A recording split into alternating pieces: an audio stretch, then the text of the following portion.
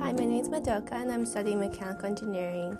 And something that recruiters don't get to know about me is that growing up, I never had anyone in my family pushing me academically. So it was really hard for me to find motivation school-wise. And so I wish recruiters would understand the struggles I went through. How adaptable you can be in different situations.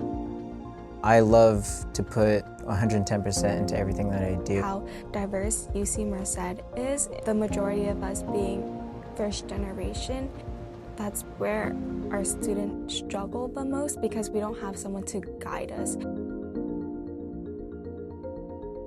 Really seeing those companies diversify physically and one-on-one.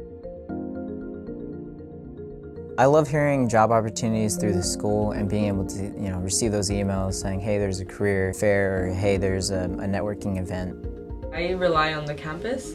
I rely on the university because I trust their judgment in what kind of companies they're directing us to.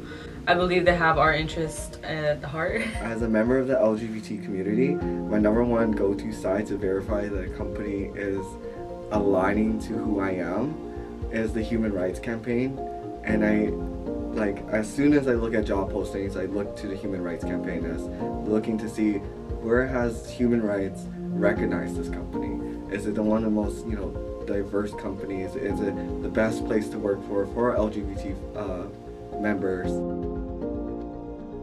So one of the red flag for me was when I visited a company and the individuals who were representing the company could not cite or provide, specific resource groups that tailor to my diversity, especially for LGBT members. I've had a bad experience at a workshop that was focused on diversity inclusion, where this one company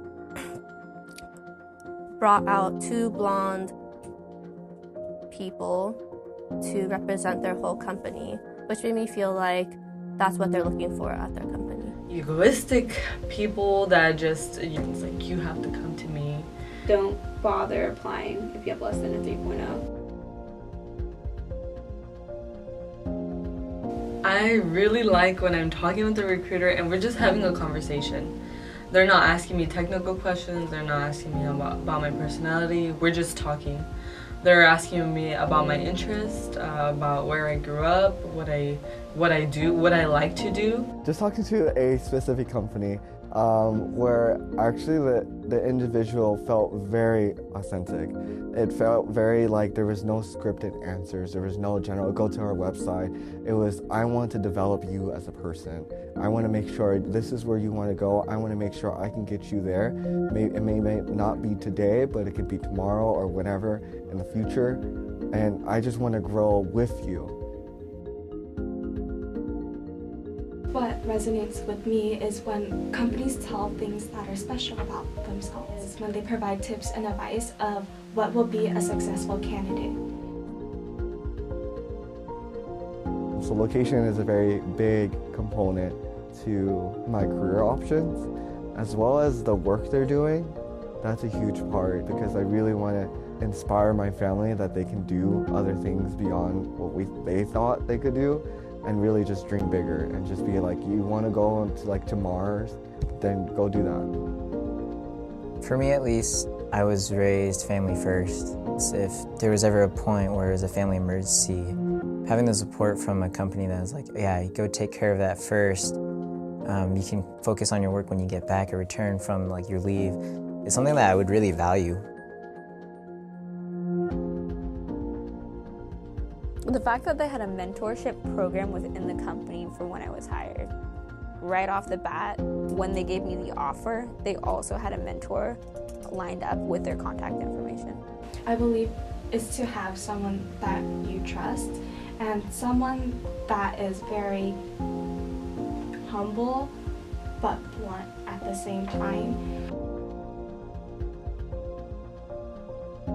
My advice to you is to be considerate. When you look at somebody's resume or when you look at a person, don't consider them or don't look at them as their GPA. Consider the differences. What was going on that this person has such a low GPA? What was going on in your life? What did you have to go through in this period of time? There are people who have to work jobs to sustain their families. They're financially independent, so they also have to take care of themselves. If they come from different backgrounds, they need to, send their parents money here and there because, help pay the bills at home or something. But there's situations that you have to consider. There's people that have the luxury of simply going to school, getting their schoolwork done, being in extracurricular activities, which is what everybody wants. But then you have a person that is working 2 jobs, is in extracurricular activities, but the grades are declining. I mean, you can't have it all, but at least you have a person with a good work ethic. So, I mean, just consider that. There's different things going on in different people's lives, and people are not their GPA.